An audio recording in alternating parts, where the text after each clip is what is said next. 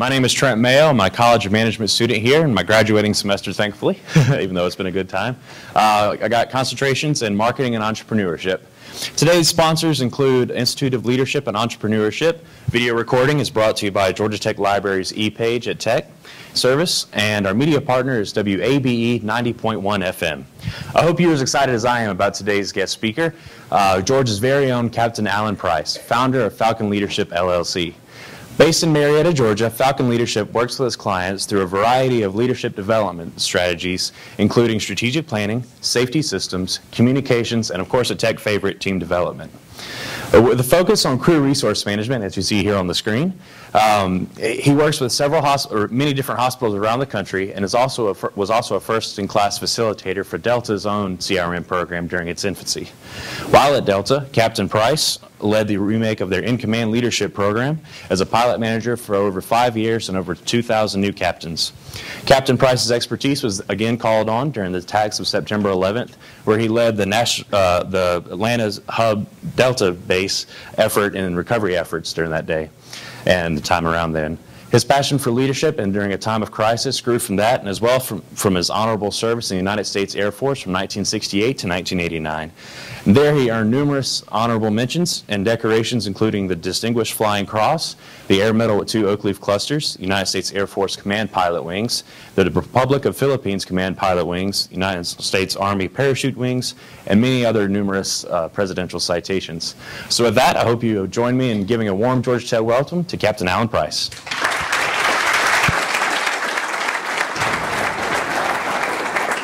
Thank you, Kyle. Can you hear me okay? You know more about me than I know about me now.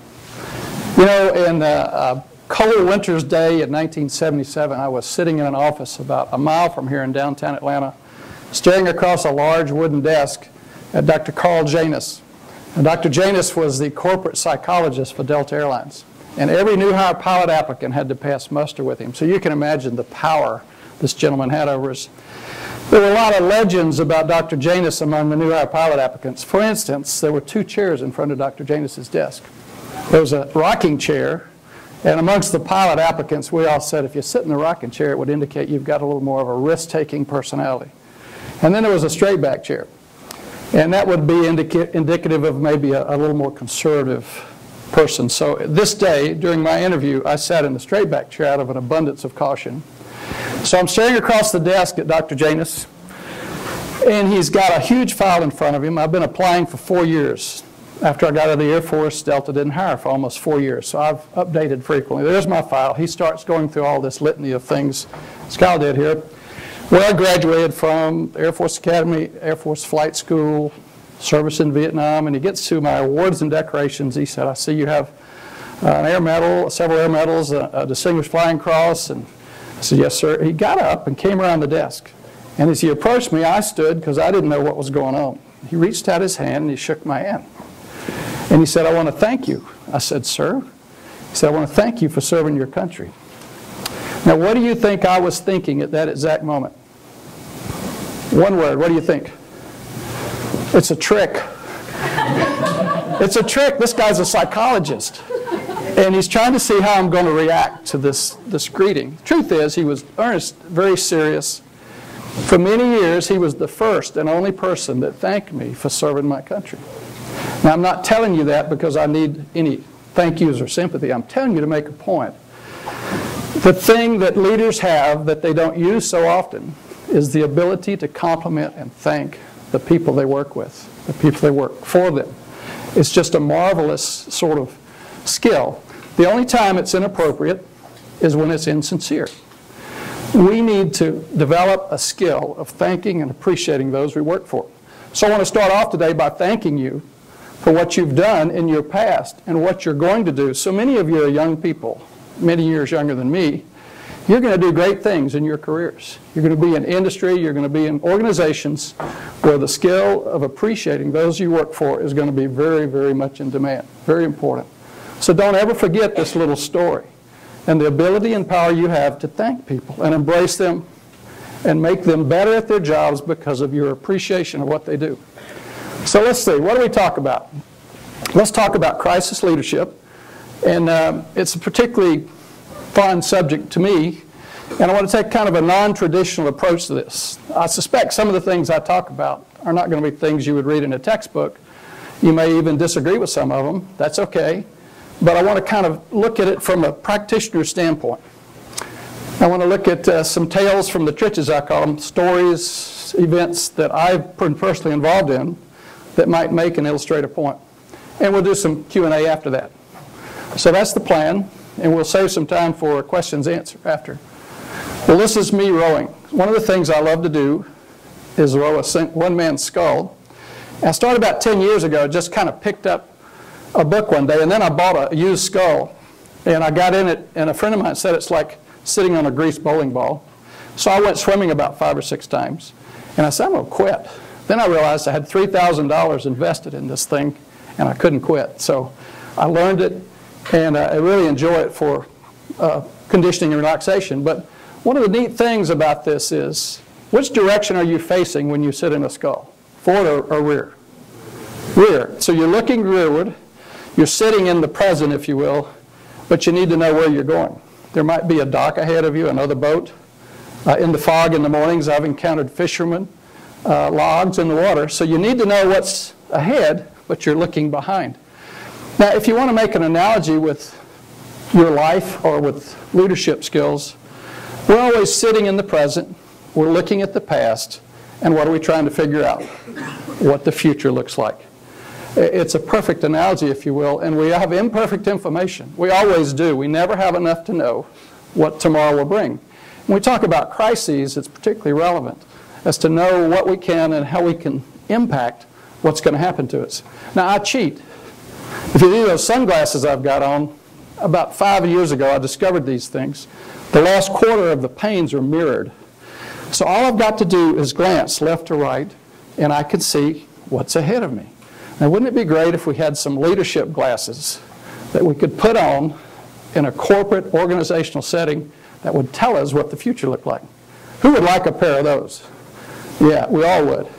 So what I'd like to do is hopefully share a few concepts and techniques with you over the next 25, 30 minutes that might give you a little bit of ability, if you practice these things, to impact and not control, but certainly have more control over the future. And certainly if we have crises occur in our life, that these things I think would be applicable.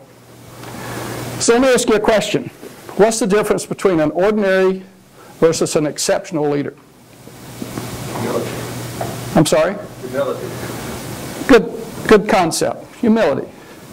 Something we could use more of in government these days, I think. What else?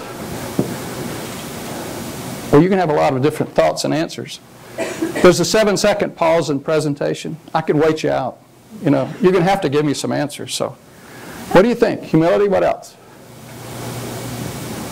Vision. Vision. Okay. Good word. Environment. Environment. Tell me more about what you mean by that. Situation that you're leading. Okay. It certainly impacts how you can operate and the resources you have. All right, there's probably 100 answers here. Okay, did you have one? Yes, sir. Thank you for I like that. And we'll talk about that a little more in a few minutes. It's really important. You are in organizations sometimes that are risk averse. And if they're risk averse, the employees of that organization follow the corporate culture. And I could name a few, but it's really important that an organization that wants to be entrepreneurial and improve and grow be able to take risk and then act appropriately once those risks are taken, because you're going to make mistakes if you do. All right, well, let me give you a kind of my textbook answer to this question. I think exceptional leaders are lifelong learners. Now, there are a lot of right answers, and all of your answers make part of the puzzle whole. But I put this up there for a reason. If you look at a good leader, a good person that has the ability to operate in chaos, if you will, or crises, you'll always see that they didn't get there overnight. There was something that allowed them to be prepared for it. What we tend to think is these people just have this natural ability. Truth is, that's not true at all. They have figured out a way to be intentional in what they learn from what happens to them. How many of you believe that when you have bad things happen to you, you can learn just as much or more than when good things happen to you? Okay, I think that's one of those wisdoms that we talk about a lot. It's a true statement. And what you see is some people have 20 years experience 1 year at a time. They don't learn from what has happened to them. You have other people that have wisdom because they figured out what happens to them is important for how they go forward and get better. So I say that first word, intentional, is really important. They have to be intentional in how they learn. They figured out a way when things happen to them that they can learn from that, incorporate it. You remember, you've heard this expression, but Einstein says that the definition of lunacy is just doing the same old things time after time and expecting different results. If you don't change anything, if you don't grow and improve, you're not going to get better at what you do.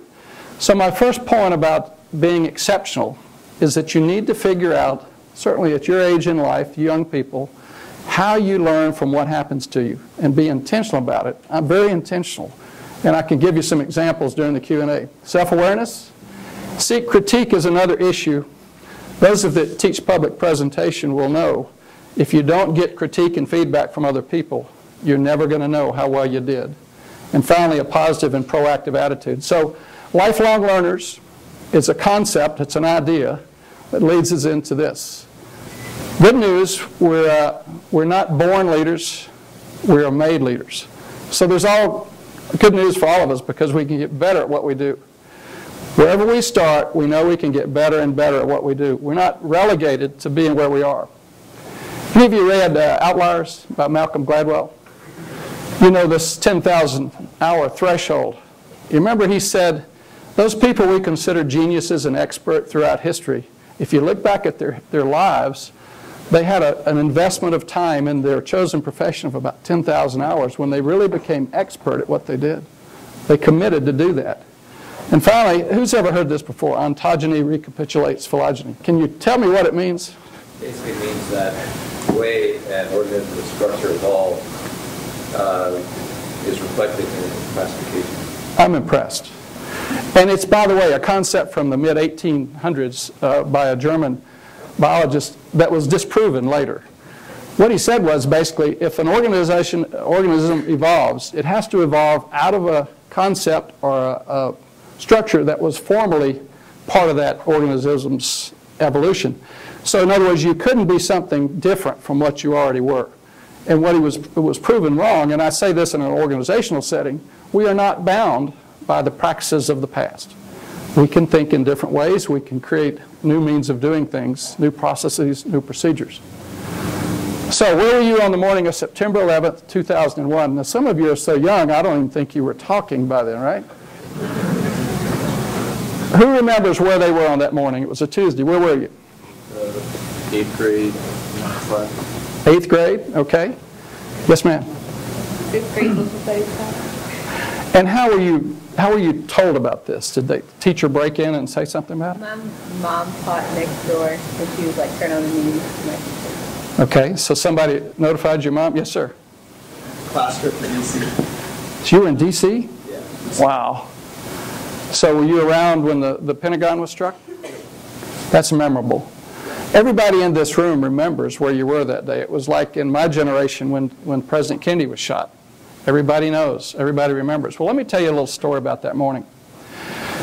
When the first airplane hit the first tower, our senior leadership was called to what we call our IBR at Delta, the Instant Briefing Room. And it's a room off of the OCC, a lot of acronyms here, the Ops Control Center. It's basically the nerve center of the airline. All the airplanes are controlled from the OCC. So the IBR is an addendum to that where we are set up to deal with crises. So Mr. Mullen, our CEO, and our senior leaders of flight ops were there, the staff. And when the second airplane hit, all doubt was removed about what had happened in the first airplane. We thought maybe it was an accident. Who knew? But when the second airplane hit, there was no doubt it was a terrorist act. Captain Dave Bushy and Captain Charlie Tutt, our two senior flight ops leaders, talked amongst themselves and very quickly made a recommendation to our CEO, Mr. Mullen, which was astounding. It might not sound so, but I'll tell you what it was. They said, Mr. Mullen, we've got to ground Delta Airlines right now. We've got to put every airplane we have on the ground. At whatever airport they are, they've got to land. We've got to get them out of the air. Now, first of all, that's never been done before. we had a plan to spool up our airplanes. We never had a plan to stop our airplanes. An airline doesn't stop. It goes 24 hours a day, 640 airplanes, most of whom were in the air with thousands of passengers and thousands of crew members all over the world. And he's saying, we got to stop this. And Mr. Mullen conferred with his senior staff and in just a very short time said, do it. It was chaotic trying to do it. We hadn't planned for it, but nevertheless we did. Now I want to tell you that's about 30 minutes prior to the FAA issuing the same order to ground every airplane in the United States. Delta took the decision to start grounding its fleet before the FAA did. Now I didn't mention anything about money in my conversation, did I? Never came up. But later we found out it was costing us about $40 million a day to ground the airline. Huge amount of money. But the decision to ground the airline was made on basically understood corporate principles. The safety of the passengers and crew members was primary. Nothing else mattered. So when I say that story, I want to tell you this. Decisions made in a crisis must be principle-centered.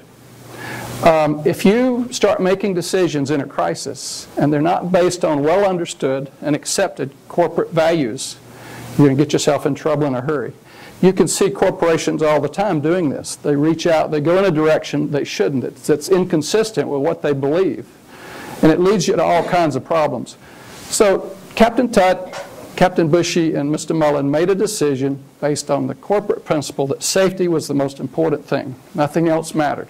We'll worry about the details later. Really important.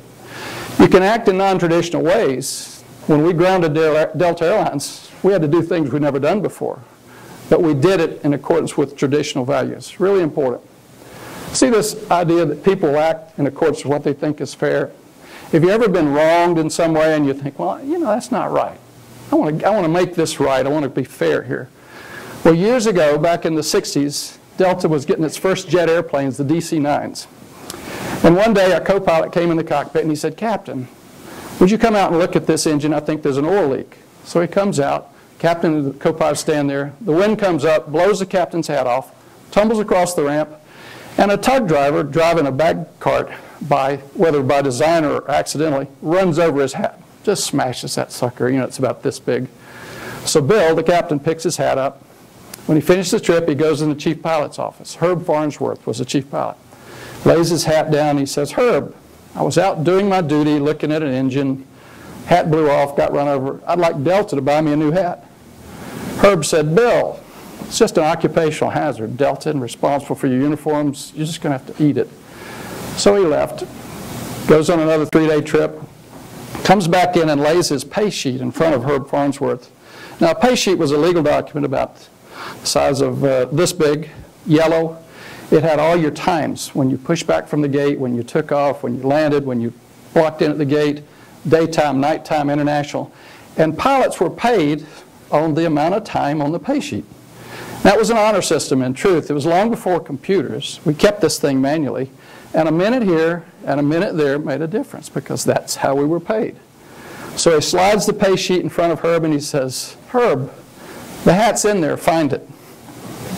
The hat was in the pay sheet because he wanted to be fairly compensated for what he felt was the wrong by Delta Airlines. Now that's a simple story to illustrate a point. People will operate in accordance with what they think is the fair thing to do. If they feel wronged, they're going to find a way to right it. Don't ever forget that when you're dealing with people, with teams.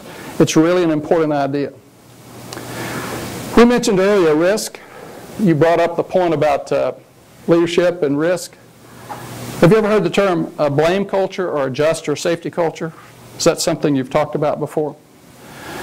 A key indicator of which you have in an organization is simply this. How do you deal with mistakes? Is it okay to fail? If it's not okay to fail in your organization, and if you fail and then you're punished for it or not rewarded appropriately, you're going to find very soon people aren't going to take risk. They're not going to do it.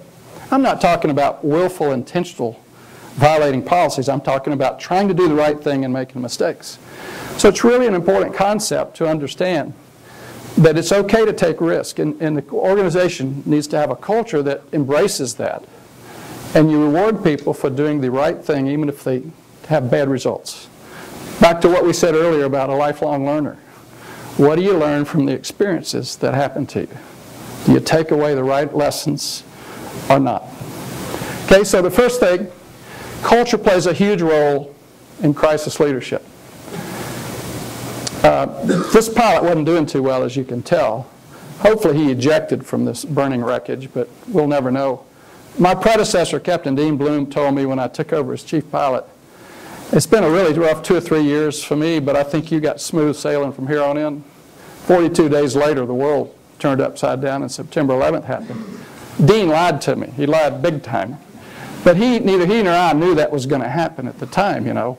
But it was a great opportunity to deal with the unexpected. Now, if you can just follow through here and see what the problem is, I think you'll...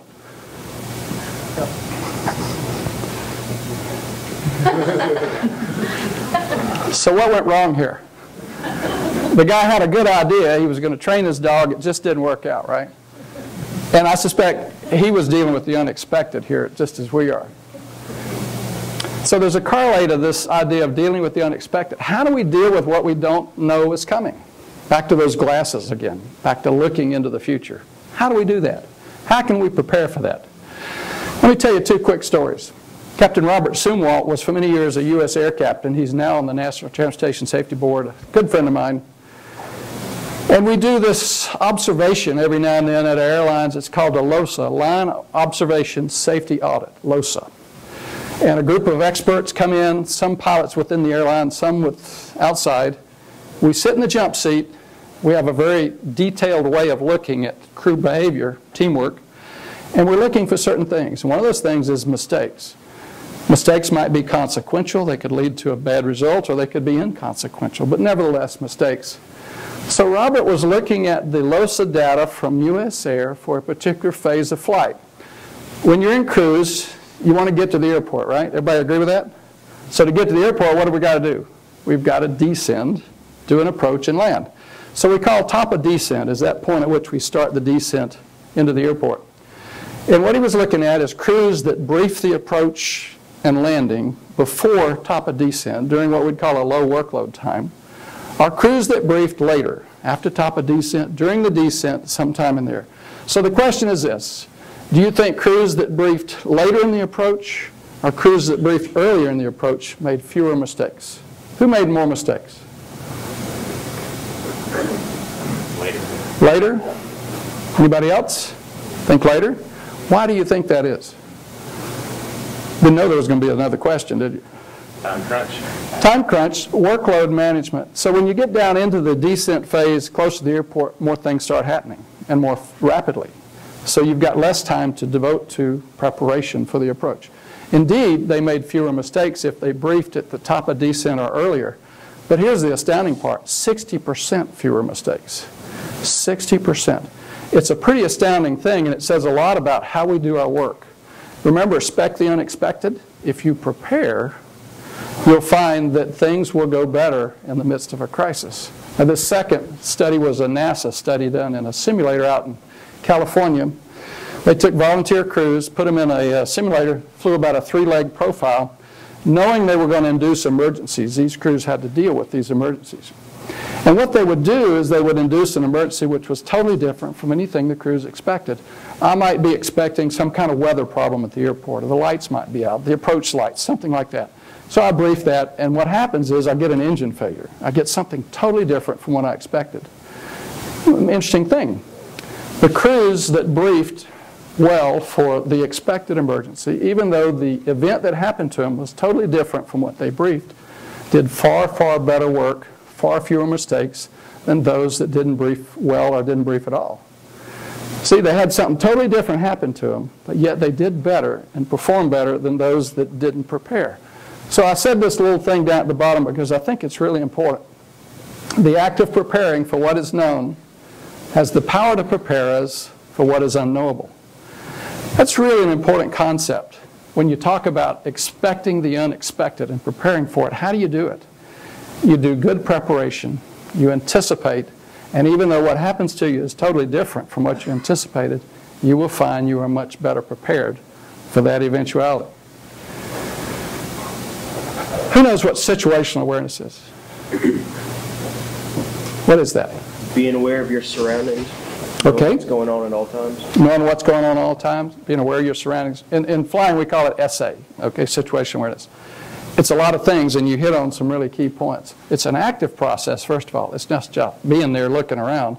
It's intentionally being cognitively engaged in what's going on. So let's look at a couple things. If this is the world of SA, this is everything that's known. See that pie up there? See, this first one is what you know. That second little wedge, what do you think that's called? I'm sorry? Okay. You're real close. What you don't know. It's kind of the same thing, isn't it? All right, so we know certain things. We know we don't know certain things. So what's that big red area out there? Huh? What you think you know. What you think you know? It's what I call the area of ignorance, okay? It's what you don't know you don't know. Now, I read an article years ago by a college professor that wrote about this idea of lack of social graces or self-awareness. And I used to share this with our captains in our leadership course. And he said people that have low self-awareness don't have the ability to understand their environment. They don't know they're not funny. They don't know that they're not doing a good job. They don't know. They don't have awareness. And he said, my greatest fear is I'm one of those people. Think about it. So what I used to tell our captains is real simple. Your job as a captain is to be an effective decision maker. That's it. You make good decisions, good things happen. You make poor decisions, and not so good things happen. Which means you've got to never, ever get into the red zone. If you know it, you're okay. If you know you don't know it, what are you going to do? You're going to ask somebody. You got a team, okay? You use the team. If you get out there in the area of ignorance, you got no defenses. You don't even know you're there. So in life, in organizations, in whatever you're doing in teams, it's really important to use the team and use other people to make sure you never, ever wind up out in the red zone. So back to being situationally aware. How do we do that? Well, a lot of things. One of those is you utilize the team, use other people. So I say we've got authority, resources, and skills. Those are leadership tools, if you will. We become a team coordinator, and what's the bottom line here is we make effective decisions. Now, it's nice for me to stand up here and say, make effective decisions, but it's a lot different from actually doing it. So there are ways we do that, and one of those ways is you use your team. And we don't have time today to get into all the techniques and tactics here, but I'm trying to take a kind of an overview of this. So situational awareness, I say, is, in mathematical terms, it's necessary but not sufficient. We've got to have it, but it's not the end all. It's not everything we need. You make decisions, you stay out of the red zone, utilize your team, and you set appropriate expectations for the team. Now, let me tell you two quick stories. I'll call it a tale of two crews. This happened probably 25 years ago. 727, three-man cockpit, engineer, co-pilot, and captain, taxiing out at Washington Dulles Airport. The flight attendant from the rear, sitting under the number 2 engine in a 727, where it's always very noisy, calls the cockpit, talks to the engineer, and says, it's really noisy back here. So the engineer tells the captain says, you got any warning lights, any door lights, anything at all on your panel indicating we got a malfunction? No, sir, everything's clean. Co-pilot, how's the engines look? All the instruments look fine. Everything in the cockpit looked good. Captain took off. They couldn't pressurize. What the flight attendant didn't tell him was that I could see concrete under the rear door as we taxi. There's a hole this big. And there's an Air Force general sitting here, by the way, that's saying, this is unsafe, don't take off. She told him what she could. You know, she didn't get all the information out because she was intimidated by this captain. He had not set an appropriate tone for his team that she felt like she could speak openly and candidly to the captain. She did the best she could. And they had trouble. Another crew in that similar time frame was taxiing out in Miami, a 727. The flight attendant calls, sitting in that rear jump seat right on the number 2 engine. Captain, it doesn't sound right back here. He says, what do you mean? She said, it just doesn't sound right. He said to the engineer, anything? No. Co-pilot, anything in the, no. Everything looks good. This captain chose to taxi back to the gate. Now back to risk and making mistakes. It would be real easy for that captain to say, I don't want to take all these passengers back to the gate, inconvenience them, spend the time, cost Delta Airlines thousands of dollars in the delay for nothing. But he chose to go back. And they examined the engine. There was significant damage to the compressor blades in the front of the engine. Had to change the engine. Now, had he taken off, he might have had an engine failure, an engine fire, uncontained explosion of the engine. We don't know. But what we know is there was a problem. And all he had to go on was pretty much what that first captain had, but he chose to deal with the problem differently. And I'm pointing that out because situational awareness grows out of using your team appropriately, to working with your team members and making sure that the environment that you set with the team is important. You work in teams a lot. You do tasks together. And it's really important, I think, that you're intentional about that. Let me ask you this. How many times do you have to make a good first impression? How many chances? One. You cannot not make a first impression, if I could put it that way. It's going to happen whether you're intentional about it or it just happens. It doesn't take any more energy to do the right thing up front than it does to just let it happen. And if you will do those right things, if you will talk to people, brief, make sure we're all on the same page, we understand what the mission is, and here's how we're going to work together. What are the rules we're going to use to work together? What are our values? Talk about those things. Then you'll be in that second crew, not the first. You're not going to have surprises. Back to how do we control the future? How do we stay situationally aware? We utilize the people around us, our team, to help us not go into the red zone. Okay? Now, this dog took one for the team. You know, that dog could have easily walked away. He didn't have to stay there, but he chose to tough it out with them. So remember, the team is something that needs a lot of love and care and attention. You can just assume you're on a team and that's it, or you can do something about it and be intentional, talk to your fellow team members and be sure you understand who the leader is and how we're going to work together. Now that's simple stuff, but it's really, really important. Teamwork is the thing that distinguishes exceptional from ordinary in so many cases. Somebody told me this, and 90% of situational awareness is knowing what's going on.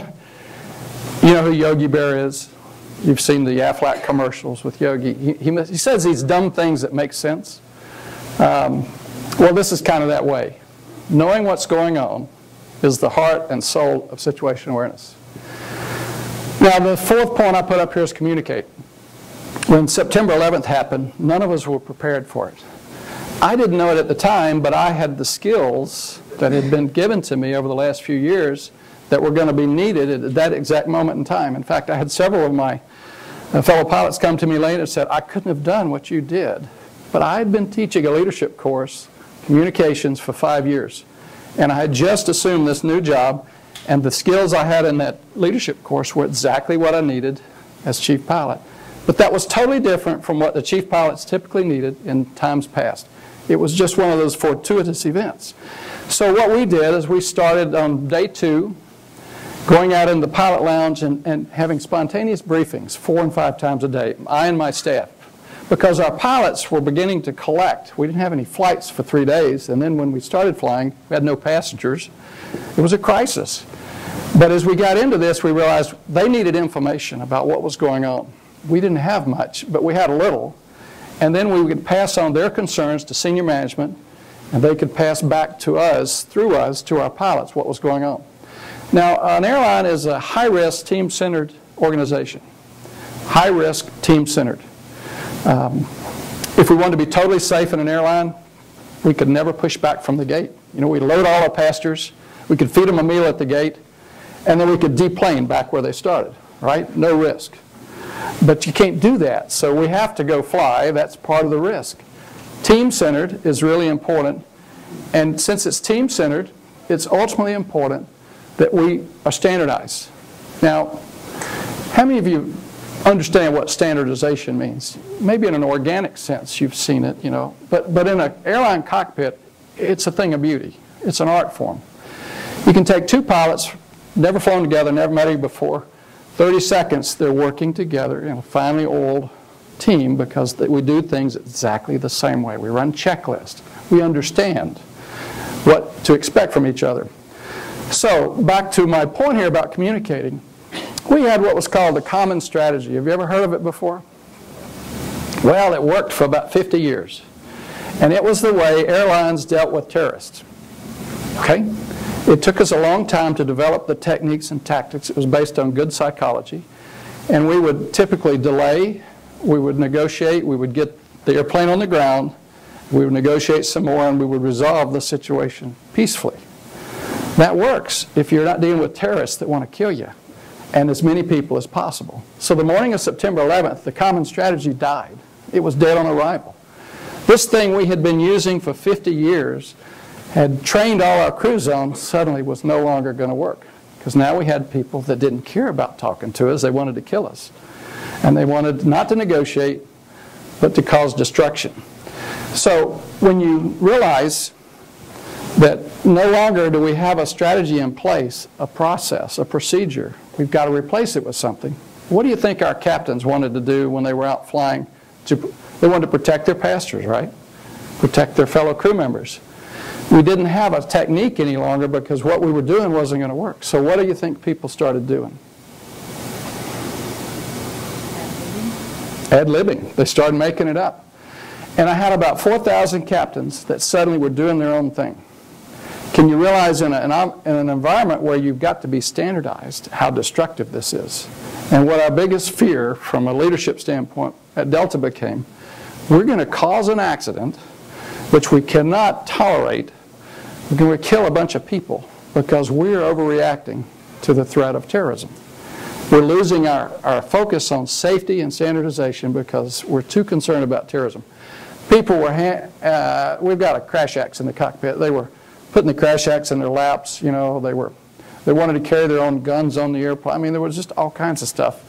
And we had to get our arms around this and get people back together and say, we're going to go forward together. Whatever we do, we're going to do together. And that's why communication became so important. In a crisis, you've got 2 to 3 days at most to get things under control, because after that, the die is cast. People have an impression. I put Katrina up there. How many of you think FEMA did a good job in New Orleans at Katrina? Anybody in here think they did a good job? The truth is, after General Honore got down there, they did a really nice job. But what's your impression of them? They were incompetent, because that was the impression people got early on. It didn't matter what happened later. You can't reverse that. So I say this to say this. In a crisis, you've got to think very intuitively about communication. Even if you don't know what you're going to talk about, you talk about what you do know. You get feedback from your team. You pass it on back and forth to higher management. But you've got to be talking. You've got to get control of the situation. If you don't, you're going to lose any opportunity later to properly manage it. So here's the common strategy.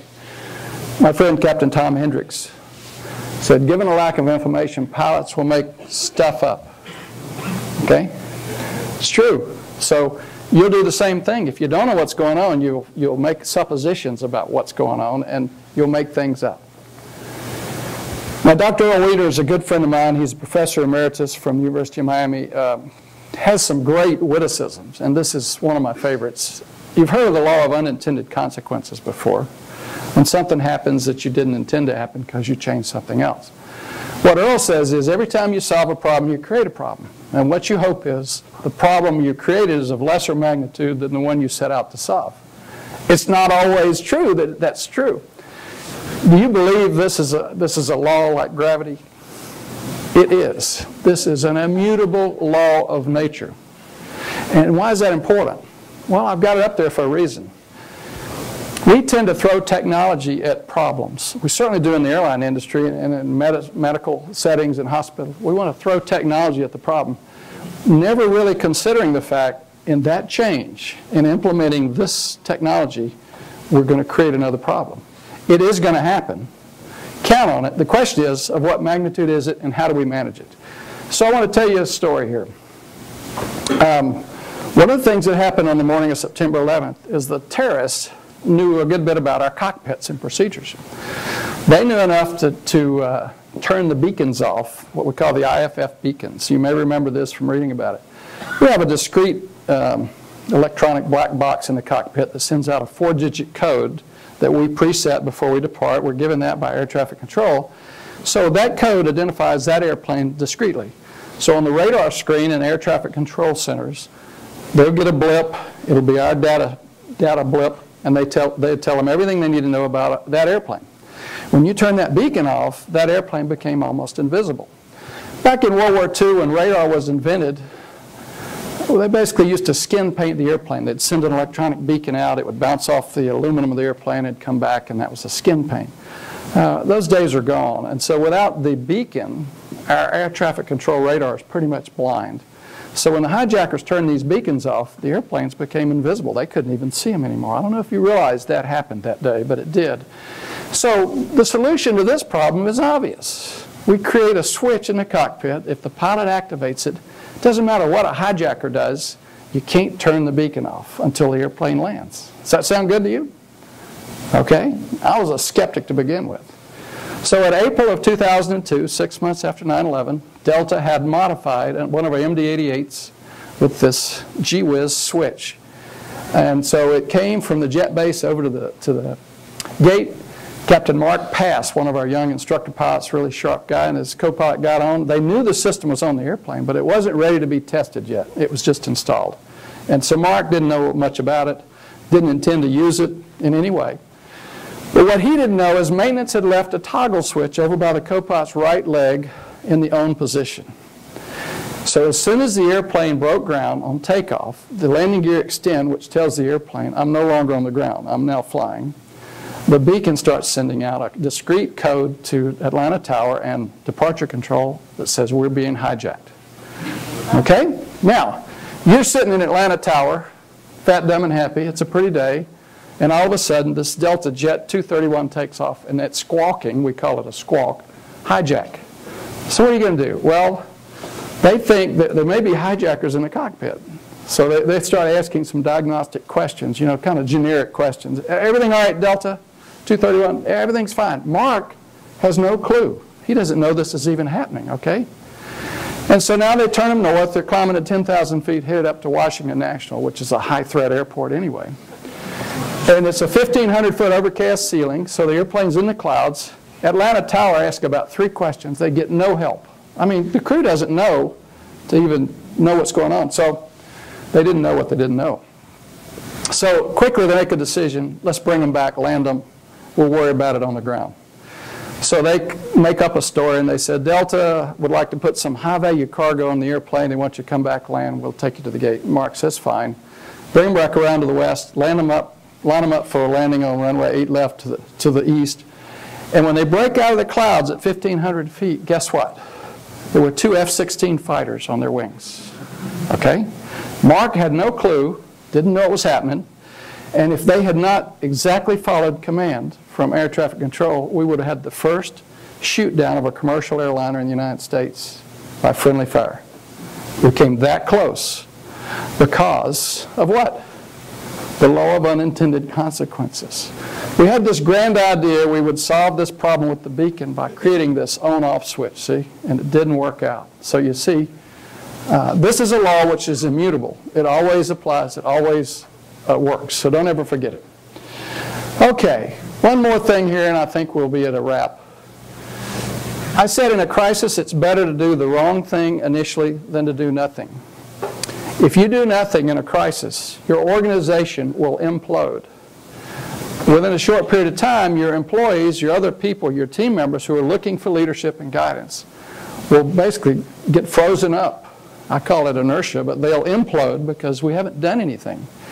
So even though you have imperfect information, you don't know really what the right decision is, you gotta guess at it, and you gotta start off in some direction with an understanding, as we know more, we'll change course. Okay, this isn't about ego. It's not about being right or wrong. It's about doing something. And then as time goes by, we know more. We call it the fog of war. Then we're able to correct our course. But it's really important we understand, if you do nothing, after a while, you are not capable of doing anything. So, let's wrap here. The topics I covered, and then I put in a freebie in there, no extra charge. $1 million idea. Chris, who was one of the senior Delta leaders that I interviewed after 9/11, I talked to our CEO and everybody else about crises and kind of picked their brains. Chris was head of risk management for Delta. And he was in charge of looking at those things that could impact the airline, insurance and everything else. Do you know, a week after September 11th, that Chris saved the entire U.S. airline industry? You've never heard this story in the newspaper. The first few days, nobody flew. Then we started flying again. We had no passengers, but we started flying, and then slowly people came back. But about a week after September 11th, the U.S. airline industry, which indemnifies the airlines, said to the airlines, look, we can't afford to take the risk that you're going to have more terrorist acts. Because of that, we're canceling your insurance 2 days from now. Now, an airline cannot fly without insurance. You just can't take the risk.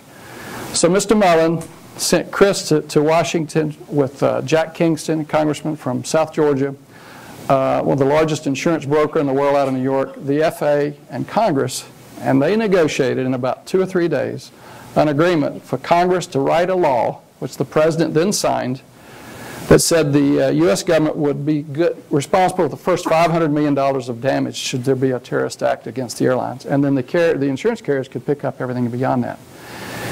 That was done in about 3 days. It was amazing that it was accomplished. And I said, Chris, what would you do differently?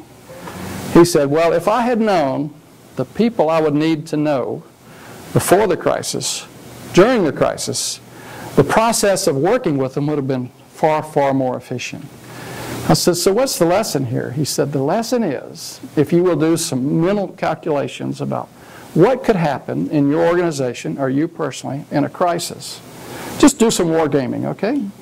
You can do this today, every one of you. And say, I need to know those people. They may be in your organization, they may be in another organization. Approach those people and say, I'm so-and-so. I'd like to meet you, and here's why. Take them to lunch. Do whatever you need to do. Go build a relationship. Nothing bad comes of that. You network. And then if things do happen, you've already built a relationship with these people. It's a powerful idea. It's something you can do today. And take it away. If you want to take away something from today's talk, that's a powerful idea. I try to do that. And I've nothing but good things. And now if you're a jerk, it might be a bad idea. Because they might not want to meet you. But other than that, you know, it's a great idea. All right, so we've got a little time left. We got any questions?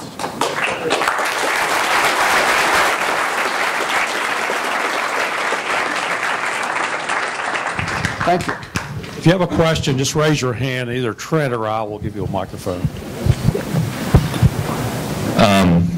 I'm Stuart Truex. I'm a PhD student in electrical engineering.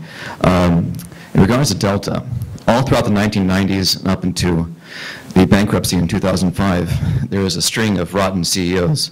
When I was a kid, Delta was... What do you really feel? Yeah, but when I was a kid, Delta was number 1 or 2 as far as corporations in the U.S. in terms of either assets or revenue. And now they've gone through bankruptcy and whatnot, and it did a huge number on morale of the pilots. I want to know what your thoughts in regards to leadership are in respect to the CEOs. I didn't plant this question, by the way. Let me speak to that with this slide I had prepared, and perhaps this came up. An organization doesn't set out to believe certain things typically, but maybe they have certain values. But a culture grows up in that organization. We believe these things, and sometimes they're not even written. They're just the way the culture is. Back up till the mid-90s when Ron Allen became a CEO, to use a name, we always had a focus on the family, and our employees were our most important asset. And there was an appreciation by all of our CEOs and senior staff to that effect. In fact, Skip Beebe, who's here in the real estate, his dad was CEO when I was hired, Tom Beebe. Great people who understood that value of people. And when you get away from that, you begin to do bottom line thinking. An employee is just plug and play. They have a dollar value and that's it. When you get to that sort of thinking, an accountant sort of thinking, you've moved away from the appreciation of what employees bring to your organization. And back to your question, I think we just moved into a financial situation where accountants took over and began to change the culture so that the employee was no longer valued as they had been. And it wasn't done overnight. It happened over a period of years. But I was talking with a friend yesterday at Starbucks. The same thing is happening. He's been there a few years. The employees were the most important product they had, and now they've gone through a kind of a financial downturn. And he says, I'm seeing the same thing. He's an ex-Delta person. He said, I'm seeing the same things happen here that happened there. Does that answer your question? It's kind of how it happened. It's a sad thing when you have a culture that's great, and it's great for reasons, because it appreciates employees and values them, and that they will value your customers. When you get away from that, you see what happens. You become just another organization. Okay? Someone right here. Question real quick. This relates to leadership styles. And we talk in classes about various types of leadership styles, including autocratic, which is more of a directive style, and democratic or participant, which is more of a socialization with the employees for joint decision making. When you're in a crisis situation, is there a particular style that tends to predominate? For example, autocratic leadership over participant leadership? I think so. I think typically you go more to the autocratic style. And it may not be appropriate, but it's what we do. Hey, we're in a crisis. We've got to do something. We've got to be directive. And what we probably need to do in many cases is stop and listen and let our fellow workers and employees make some input rather than dictating. If you're a good listener, you're going to be an amazingly better leader. Okay? You got to listen. So, Alan, I think the answer to that is yes, and I don't think it's necessarily appropriate. In crises, there's not one style that would be best. Now look, if you're in an airplane and the engine's on fire and it's about to catch the wing on fire, it's not time to choose a committee and discuss it and do a white paper on it, okay? It's time to do something. And so it's appropriate for the captain to be autocratic in that case, but not inappropriately so. He's still got to listen. Do you remember a crash back in the 80s? Al Haynes was the captain, United 232, that crashed up in Sioux City before some of you were born. It lost to total hydraulic failure due to a number 2 engine blowing up. That airplane was not flyable. It was not flyable. It was physically impossible for that airplane to fly and land, and they did it. And they did it because he leveraged everybody in the crew. He got an instructor pilot who was riding in the back as a passenger to come to the cockpit, and the 4 of them worked together. And if he had been an autocrat, that airplane would have crashed because he simply couldn't have done it alone. And I've talked to Al Haynes, and it's an amazing story, but there's a case. That was an ultimate crisis, you know, in an airplane. And his style was participatory, not dictatorial. Yes, sir. My name is Jacob Mallory, and I'm a graduate student in mechanical engineering. Okay. And I'm wondering, what do you think is the best qualities of leadership qualities you need in order to start your own business? I don't know the answer to that necessarily. What do y'all think? You think you need to be a risk taker? Okay, I'd say we start with that. You certainly need to have the ability to accept certain legitimate risk to start your own business. Kyle, you started a business. What do you think? Yeah. Just vision. I think that's vision. Talk to the mic so we can hear you. I think one of the most important things is just having vision and being passionate about what you enjoy. And if you can line those 2 things up, then you can get going. All right, so you got an idea, but that's not enough, is it? No. What else? You have to act on it. You have to find what you don't know. You're going to have a lot of what you don't know, don't you think? So I would think if you talk about the little pie chart with the red area, you know, I would say you leverage a lot of different resources, and they're people resources generally. You network, because people will tell you and help you know things that you wouldn't know if you just launched out on your own. Have you found that to be true, that you come across people who will help you because they're willing to do that? What other thoughts? I'm not an expert on entrepreneurship necessarily, but I would think those are certain characteristics. Anything else? Yes? I was going to say, as far as that goes, I think a big part of it is what you talked about, which is the relationship management part. You will find opportunities to seek just through talking to various people that you think might have something to help you. They could be in a completely different field, but you never know how much opportunity they can bring to the table. This is back to networking, isn't it? Relationship management. Going out and meeting people that you may not even understand what they can bring to you, but they'll give you clues and ideas that you didn't even think was there if you'll make an intentional effort to do that. So, you know, it's not essential you be a people person. I don't know that Bill Gates is a particularly good people person, but he understood enough about people to get the right people to help him. And I have several friends that are entrepreneurs, and I would say the same thing, that they leverage people around them to help them. It's really a key point. Alan, thanks for coming out today. We really appreciate you. Okay, my pleasure.